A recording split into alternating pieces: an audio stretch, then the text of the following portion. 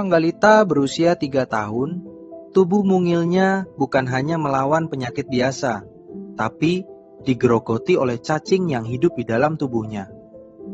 Inilah kisah memilukan Raya, bocah dari kampung Padangenyang, Jawa Barat, yang meninggal pada Juli 2025.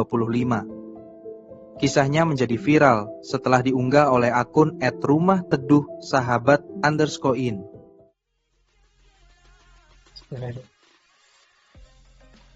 Baik, halo semuanya. Selamat datang di podcast Learning Journal kami.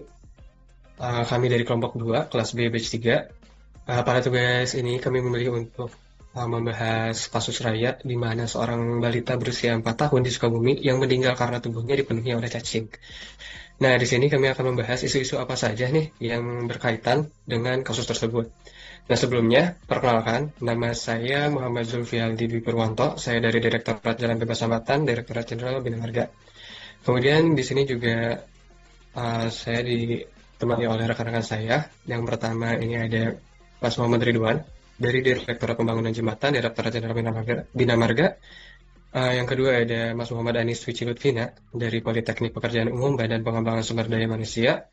Dan yang ketiga ada Mas Muhammad Farel Saumi dari Sekretariat Direktorat Jenderal Cipta Karya, Direktorat Jenderal Cipta Karya. Kemudian ada Mas Muhammad Hanugrah Hadi Pratama dari Sekretariat Direktorat Jenderal Cipta Karya, Direktorat Jenderal Cipta Karya. Kemudian ada Ibu Nada Fahmatika Egi Putri dari Direktorat Jalan Bebas Hambatan, Direktorat Jenderal Bina Marga. Dan yang terakhir ada Mbak Nisyamia Yalawida Suna dari Direktorat Reservasi Jalan dan Jembatan Wilayah 2, Direktorat Jenderal Bina Marga. Nah, baik, kita langsung saja mulai pembahasan isu-isu apa saja nih yang terkait pada kasus Raya ini. Mungkin yang pertama boleh nih Mbak Nesya ya. Kira-kira isu apa nih ya yang terkait dari kasusnya Raya ini? Boleh Mbak Nesya? Oke, halo Mas, makasih atas kesempatannya. Mungkin dari kasus Raya ini ya, saya ingin menyinggung soal aspek jaminan kesehatan, khususnya BPJS. Jadi kan banyak orang bertanya, kenapa kasus seperti Raya ini tidak bisa ditangani sepenuhnya oleh BPJS? Nah, ternyata faktor utamanya karena Raya belum terdaftar sebagai peserta BPJS, sehingga status kepesertaannya ini belum aktif. Pendaftaran ke BPJS sendiri membutuhkan data kependudukan yang valid, misalnya NIK atau KTP. Sementara Raya sebagai balita umur 4 tahun belum memiliki identitas tersebut. Akibatnya ia tidak bisa langsung didaftarkan dan otomatis tidak dapat menggunakan fasilitas klaim dari BPJS. Kasus Raya membuka mata kita bahwa ada celah dalam sistem jaminan kesehatan yang harus diperhatikan. Jika masalah utamanya adalah karena belum terdaftar dan belum memiliki identitas kependudukan, maka solusi yang bisa dilakukan tentu bersifat ganda. Pertama, memperkuat integrasi antara sistem kependudukan dan kesehatan. Artinya, begitu seorang anak lahir, data kelahirannya langsung terhubung dengan sistem kesehatan, sehingga ia bisa otomatis masuk ke dalam skema jaminan kesehatan, baik BPJS reguler maupun lewat skema penerimaan bantuan iuran atau PBI tanpa harus menunggu orang tua mendaftarkan. Kemudian selanjutnya mungkin bisa dengan memperluas edukasi kepada masyarakat. Banyak keluarga mungkin belum tahu bahwa pendaftaran anak ke BPJS bisa dilakukan menggunakan NIK dari akta kelahiran, tanpa harus menunggu usia dewasa. Sosialisasi yang lebih masif dapat mencegah kasus serupa terulang. Nah, yang ketiga dari sisi layanan. Perlu ada kebijakan yang lebih menekankan prinsip promotif dan preventif. Dengan begitu, anak-anak seperti Raya bisa terlindungi sejak dini, tanpa menunggu sakit parah baru mendapatkan penanganan.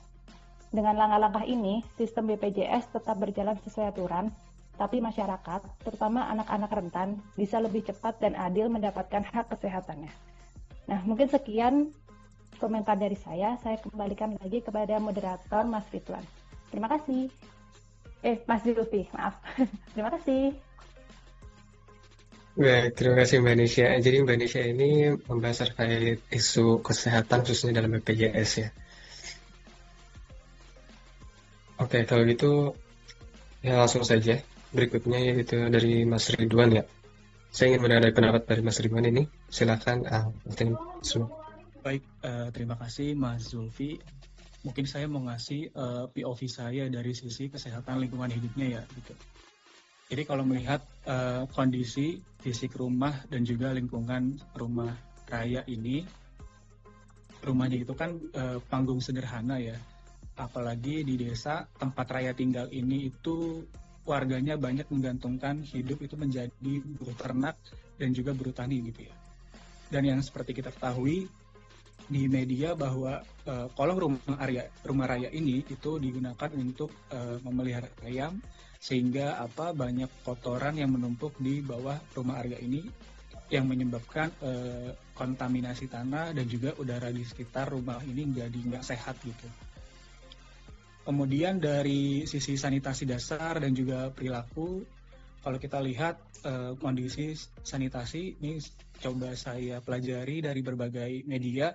Ini saya tidak dapat informasi yang spesifik begitu mengenai kondisi sanitasi di rumah raya gitu ya. Kemudian dari perilaku mencuci tangan, seperti yang kita ketahui bahwa negara kita itu memang secara perilaku untuk mencuci tangan ini masih tergolong rendah ya. Apalagi yang kita ketahui bahwa raya ini kan anak-anak yang masih balita sekali ya, umur 4 tahun mungkin sering bermain di halaman rumah gitu tanpa menggunakan alas kaki, sehingga dengan mudah terpapar gitu oleh telur-telur cacing dari kotoran-kotoran unggas gitu.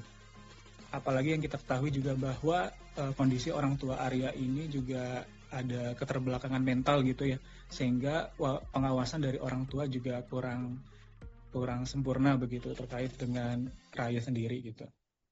Kemudian dengan kondisi lingkungan seperti itu, dari POV saya mungkin masukannya yang pertama yaitu terkait dengan intervensi lingkungannya ya, terkait dengan sanitasi dan juga perilaku individunya begitu, di mana sanitasi dan juga perilaku individu ini sama pentingnya dengan pemberian obat seperti obat cacing gitu. Jadi meskipun sudah diberikan obat tapi kondisi lingkungannya tidak kita rubah, tidak kita perbaiki begitu, sebetulnya sama saja gitu.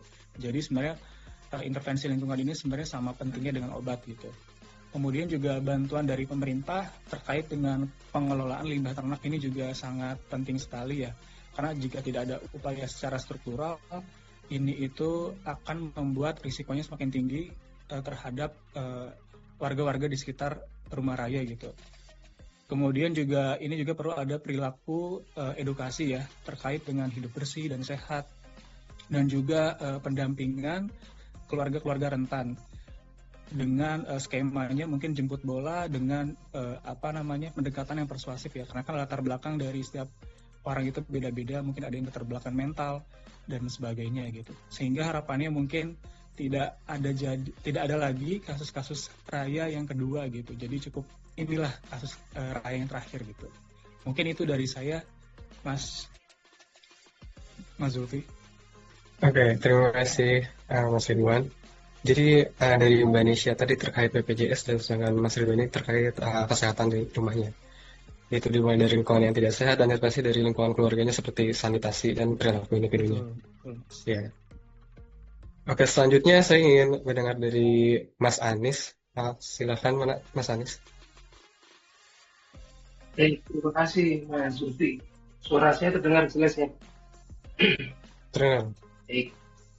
Terima kasih atas waktunya, teman-teman semua. Saya di sini akan memberikan opini saya atas tersebut. Sebelumnya saya turut berbelasungkawa terkait musibah tersebut, karena saya juga sebagai seorang ayah turut prihatin atas peristiwa yang telah terjadi.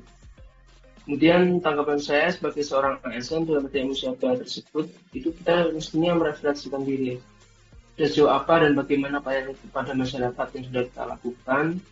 Kemudian mungkin kita sudah banyak melakukan penyuluhan ya, akan tetapi masih ada aja kasus seperti itu. Dan kita perlu melakukan adanya gebrakan baru, mungkin melalui pendidikan ya, dengan melibatkan universitas atau sekolah gitu, sehingga dapat menjangkau masyarakat lebih luas dan lebih tepat sasaran gitu. Kemudian juga saya sebagai seorang dosen juga di sini, saya juga tergerak hatinya gitu. Melalui pengabdian masyarakat, sebenarnya dosen kan ada tridharma perguruan tinggi juga gitu. Dengan metode pendekatan bottom up gitu, sebenarnya juga bisa menjadi salah satu solusi. untuk mengatasi permasalahan tersebut. Ya, untuk itu kita seharusnya saling berkolaborasi dan jangan saling melempar tanggung jawab lah gitu. Dan bersama-sama mendapatkan pelayanan publik dan kesejahteraan masyarakat. Mungkin itu saja dari saya, Mas Zulfi. Oke, terima kasih banyak Mas Anies atas pendapatnya. Jadi Mas Anies ini lebih terkait pendidikan ya dibandingkan sebelumnya itu kesehatan. Oke, mungkin boleh selanjutnya Mbak Nada. Silakan Mbak Nada. Oke, thanks Mas Zulfi. Jadi kalau soal kasusnya Raya ini kan baru viral nih akhir-akhir ini banget kan. Kita emang sedih banget sih lihat beritanya, dengar beritanya gitu.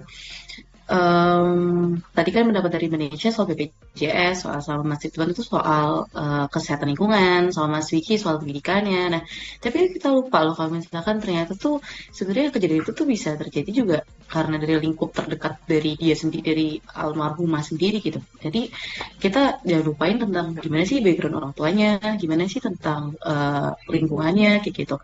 Jadi kalau kita lihat, kita baca-baca dari yang saya baca-baca juga, itu tuh ternyata almarhumah Raya ini lahir dari kedua orang tua yang sama-sama berkebutuhan khusus. Jadi ibunya seorang ODGJ, ayahnya seorang yang berpenyakit, yaitu penyakit TBC ya.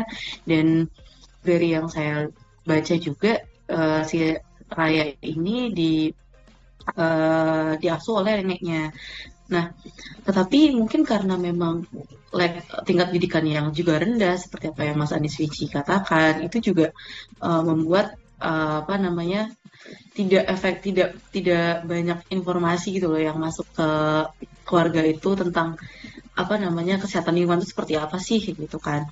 Nah, lalu juga mirisnya, jadi kasus Raya ini seharusnya bisa ditangani, tapi Raya ini bisa lewat kan. Itu karena salah satunya juga keluarga itu tidak memiliki kakak dan tidak memiliki BPJS, yang mana ini tuh sangat-sangat miris ya, kok bisa gitu.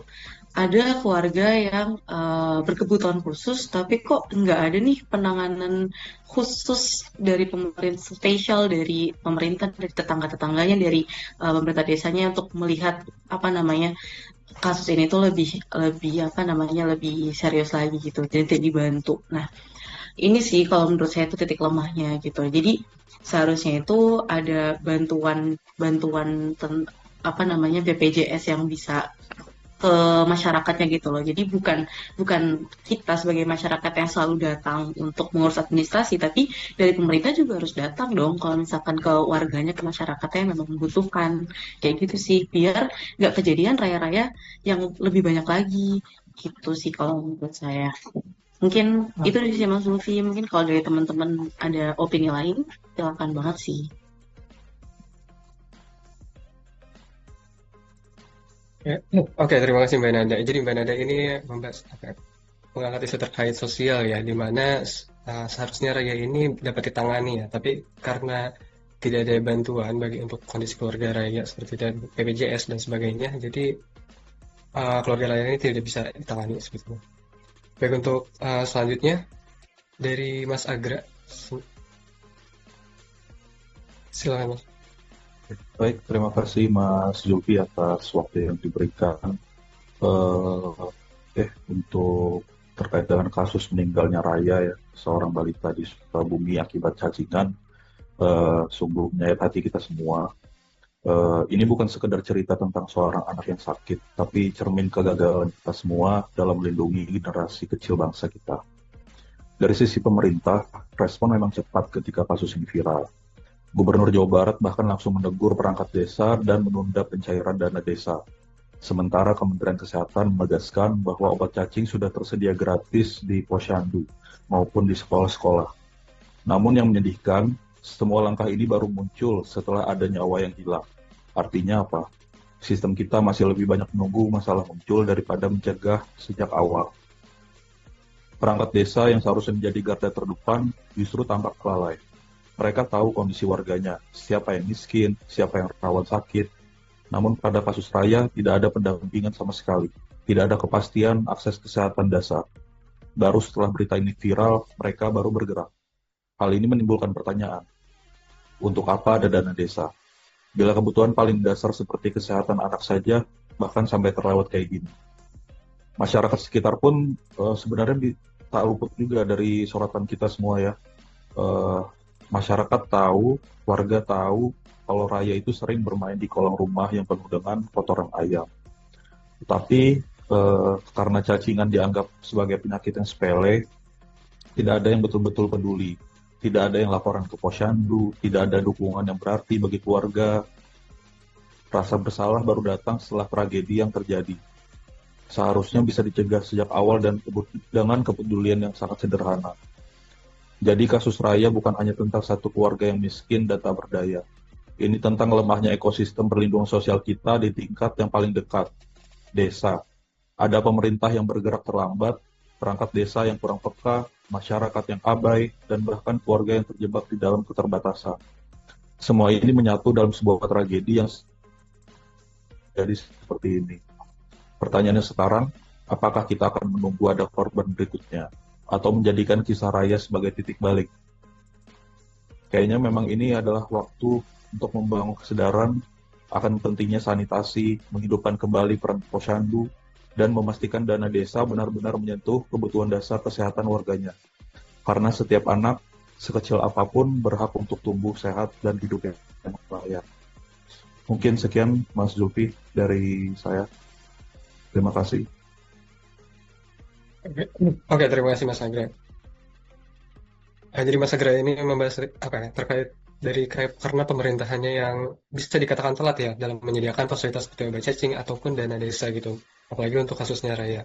Karena cukup menyedihkan juga ya, karena penanganannya ini baru muncul ketika ada kasus Raya tersebut. Oke, mungkin yang terakhir nih dari Mas Farel. Silakan Mas Farel. Ya, izin Mas Zulfi. Aku mencoba mengkaji kasusnya Raya ini mungkin dari sisi sosial media ya. Betul yang tadi dikatakan Kak Nanda bahwa memang si Raya ini kasusnya baru viralnya belakangan-belakangan ini.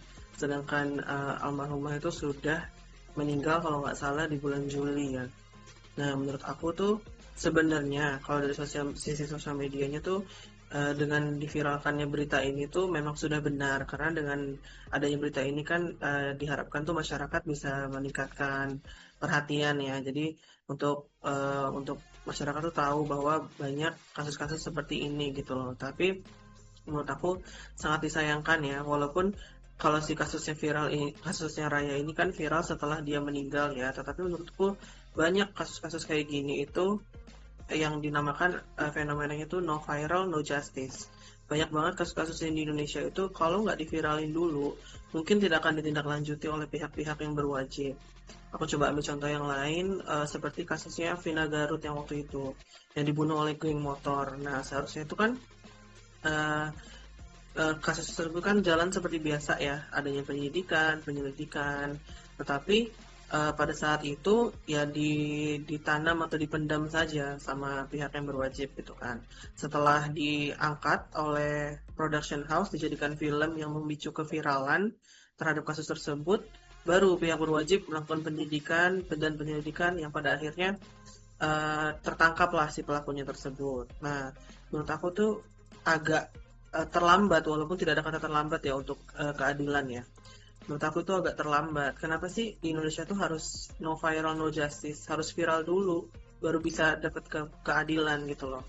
Nah, seharusnya pegawai negeri sipil atau aparatur sipil negara itu yang telah melewati pendidikan mengenai wawasan kebangsaan, bela negara dan core values dari ASN, yaitu berakhlak, harusnya benar-benar meresapi dan mempraktikkan core values tersebut, tidak pandang bulu dalam melakukan pelayanan kepada masyarakat. Ya, di luar itu juga mereka harusnya melakukan sosialisasi dengan benar dan menyeluruh mengenai bantuan dasar yang didapat bagi masyarakat, dan melakukan survei berkala sih kalau menurut aku ya. Apalagi banyak kan yang tadi diceritakan itu bahwa kayaknya di lingkungan sana itu tidak memenuhi kebutuhan dasar masyarakat, itu sandang, pangan, dan papan. Itu masih kurang. Menurut aku dari sisi sosial medianya sih memang sudah bagus sih diviralkan, tapi kenapa sih harus ada harus diviralkan dulu baru jalan gitu. Kalau menurut aku sih gitu. Terima kasih. Oke, baik, terima kasih Mas Farel. Jadi memang banyak sekali kasus-kasus Indonesia yang boleh ditangani ketika kasusnya sudah viral ya. Itu jadi oke. Mungkin tadi dari Mbak Nisha sudah menjelaskan tentang kesehatan hingga Mas Farel tadi tentang terkait media sosialnya. Nah, ada nih isu-isu yang menurut saya isu-isu yang cukup berpengaruh juga terhadap kasusnya Raya, yaitu kemiskinan. Nah, kemiskinan ini adalah kondisi di mana seorang atau keluarga tidak dapat memenuhi kebutuhan dasar untuk hidup yang layak, termasuk pangan, sandang, kesehatan, dan juga pendidikan. Nah, berdasarkan data dari Statistik Provinsi Jabar juga, tingkat kemiskinan di Kabupaten Sukabumi pada tahun 2024 adalah 6,85%. Tingkat kemiskinan ini memang turun dalam 5 tahun terakhir, yaitu 0,22%. Namun, penurunan kemiskinan ini masih dibilang cukup lambat ya, dan juga kasus Raya ini menggambarkan hidup di keluarga dalam kategori kurang mampu, di mana Raya dan keluarganya ini tidak dapat hidup di tempat yang dapat dikatakan cukup layak ya, sehingga seperti itu saja. Nah, dari teman-teman semua ini sudah mendengarkan POV dari masing-masing. Gimana nih, ada yang memberikan pendapat lagi nih?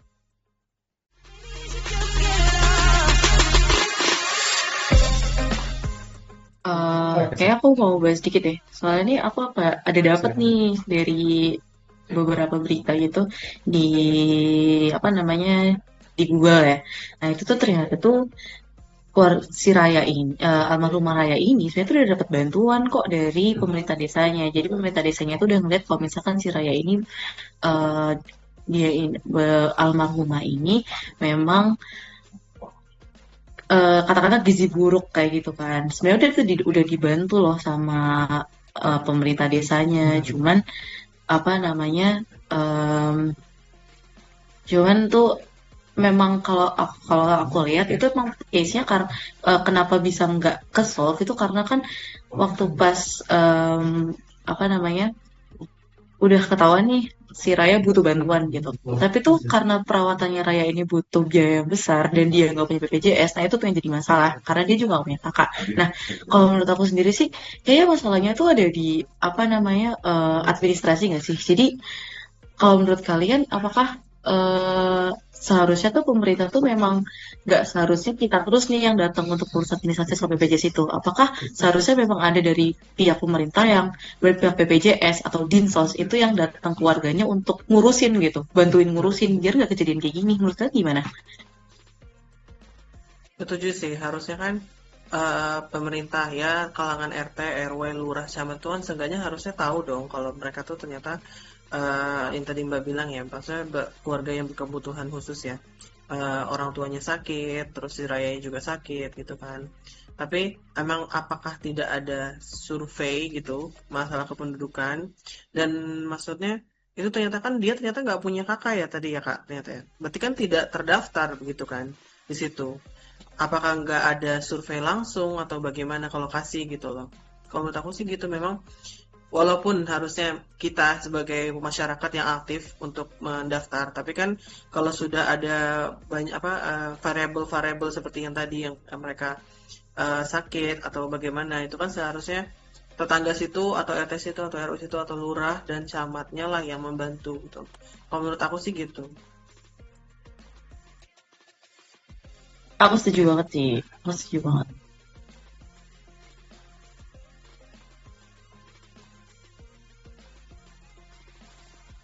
Mungkin aku mau nambahkan sedikit kali ya, terkait dengan tadi yang sudah disampaikan ada mungkin dengan diberikannya bantuan aja itu gak cukup sih. Kita kalau cuma ngasih doang tapi tidak ada pendampingan terkait dengan administratif, kemudian ketika dia berobat itu nggak bisa kalau cuma dikasih bantuan doang. Disitulah memang peran dari perangkat desa tadi, dari masyarakat, yang pasti yang orang-orang yang berada di sekitar rumahnya dia lah, lingkungannya dia harusnya bisa untuk support di situ.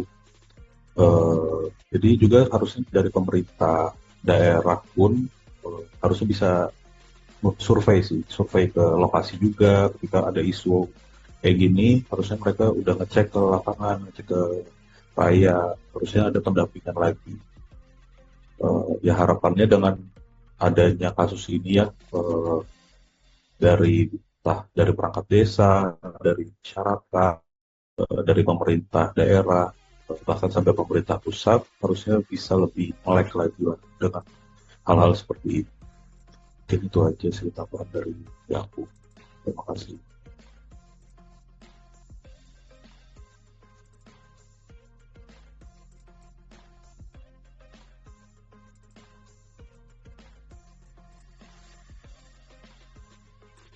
Oke, mungkin saya juga ikut nambahin ya. Sebenarnya kasusnya cukup unik sih, cukup rumit juga sih. Tapi jadi di sini ada gap sih menurut saya. Jadi di mana kita caranya bisa apa ya, kan di situ kan juga ada karang tarunan ya.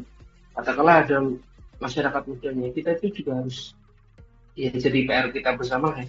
Gimana caranya kita itu memberikan contoh atau role model gitu ke teman-teman semua itu, kita itu harus aktif gitu, jangan serba harus viral dulu, dalam arti kita harus punya empati gitu, langsung langsung take action gitu. Jadi itu sih kalau menurut saya di situ PR-nya.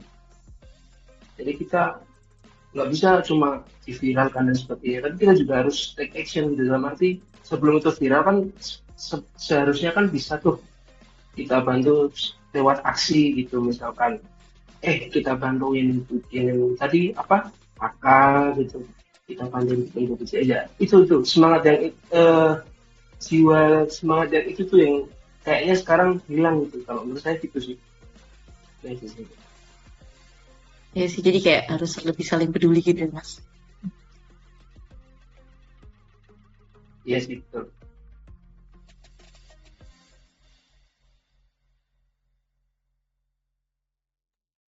Kalau aku setuju sama Mas Agra sih tadi, karena kita juga emang memberikan bantuan aja nggak cukup ya bagi pemerintah gitu. Tapi emang butuh pendampingan juga nih, apalagi untuk kasus Raya ini kan memang cukup khusus ya, Homi. Dan juga emang benar sih, itu tuh harus peduli tanpa viral dulu gitu kasusnya. Oke, ada yang mau ngasih pendapat lagi ya?